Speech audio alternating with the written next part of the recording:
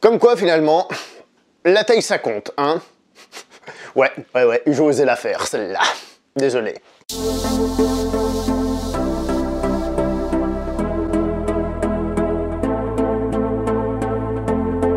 Bonjour à toi très chers spectateurs et bienvenue pour cette nouvelle critique en post-projection. Il va être aujourd'hui question du film Downsizing réalisé par Alexander Payne. Alexander Payne qu'on retrouve aussi au scénario, alors il est co-scénariste avec quelqu'un d'autre et il est aussi à la production avec d'autres personnes évidemment, mais pour dire qu'il est un peu à tous les niveaux ce monsieur. Au niveau de l'interprétation, on retrouve Matt Damon que j'adore et Christopher Waltz que j'aime beaucoup aussi, donc je suis gâté. Je tiens à préciser que je vais être très laconique dans la description de ce film, et j'ai déjà d'ailleurs commencé à être laconique là. Tout simplement pour les raisons que je vais évoquer tout de suite après. D'abord, je vais commencer par donner une note comme d'habitude à ce film pour ceux qui voudraient en savoir le moins possible. Et la note que je vais lui donner, c'est 6 sur 10. Alors vous le savez, moi quand je fais une vidéo, je suis toujours laconique parce que j'évite de spoiler les films, mais là je le suis encore plus parce que le film est un peu particulier, dans le sens où c'est un film qui part un peu dans tous les sens. C'est un film qui lance un petit truc, mais il le développe pas. Il lance un autre petit truc, mais il le développe pas. Il lance autre chose, il développe pas. Il lance autre chose et il développe pas. Alors ça peut être considéré comme un défaut, parce que le film nous propose plein de possibilités qui finalement ne sont pas exploitées, donc on peut être assez déçu, surtout que certaines de ces possibilités sont réellement intéressantes, et je dirais même que peut-être que si elles avaient été développées, j'aurais encore plus apprécié le film. Certains sujets, peut-être de réflexion, de science-fiction que peut amener ce film, etc., ça aurait peut-être rendu ce film vachement plus intéressant d'une certaine manière. Mais, je trouve que finalement, le fait que le film sorte des sentiers battus et qu'il nous emmène dans différentes directions sans savoir réellement où on va, finalement, on se laisse guider et on est surpris. C'est aussi une qualité de ce film, de justement, finalement, ne pas rentrer dans un genre et puis s'y tenir et puis voilà. Sans oublier quelque chose que je trouve en reprochant au film, c'est simplement le fait que parfois, il n'y a pas besoin de passer 3 heures à développer un sujet. Parfois, rien que le fait de l'évoquer est intéressant, c'est-à-dire de poser la question, dire tiens, on a pensé à ça, qu'est-ce que t'en penses toi ? Public. Qu'est-ce que toi t'en penses? Ah ben là tu commences, tu dis ah tiens ouais, ça va, c'est une bonne question ça. Pas forcément la peine que le film vous pose les questions, vous fasse les réponses, vous donne son avis.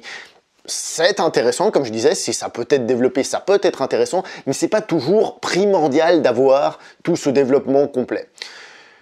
Voilà, ça c'est pour l'idée globale du film.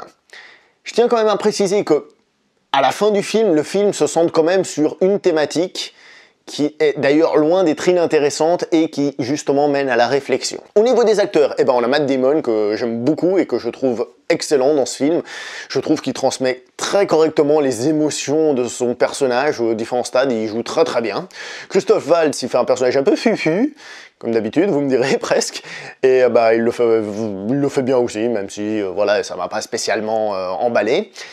Les autres acteurs, ils sont plutôt bons, surtout une qui est actrice, qui est très très bonne dans le film, mais je vais pas vous dire qui, parce que je crois pas que c'était dans la bande-annonce, enfin ça me dit rien, moi ça m'a plutôt surpris, mais pour dire que il y en a une qui joue très très bien. Alors ça pourra peut-être déranger la manière de jouer, mais c'est fait avec beaucoup d'énergie. J'espère que vous voyez de qui je parle.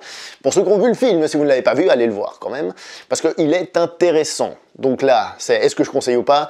Oui, je le conseille plutôt parce que justement c'est un film qui sort un peu des sentiers battus, qui mène à une réflexion, qui touche à différentes petites choses, mais par contre c'est aussi un film qui peut être frustrant parce que justement il ne développe pas assez certaines idées qui pourraient être intéressantes. Voilà.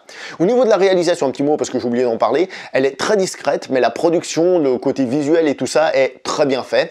Le côté petit peut déranger sur certains plans, mais c'est juste qu'on voit par exemple que la personne de taille normale et le petit, on voit qu'il y a de l'ordinateur là-dedans, des choses comme ça. Mais franchement, c'est pinaillé, hein. Franchement c'est pinaillé, c'est vachement bien fait, c'est juste pour dire que ça se voit encore, et d'un côté tant mieux, ça nous prouve qu'on est au cinéma, et ça c'est pas un défaut pour moi. Le film n'a pas un défaut à ce niveau-là, c'est juste pour dire qu'on pourrait faire chier, mais pas la peine. Donc comme je l'ai dit, un film plutôt intéressant. Après évidemment, vous êtes grand comme d'habitude, vous faites votre choix, c'est vous qui savez si vous devez aller voir un film ou pas. Moi je donne mon avis, je conseille un petit peu, après c'est à vous de voir.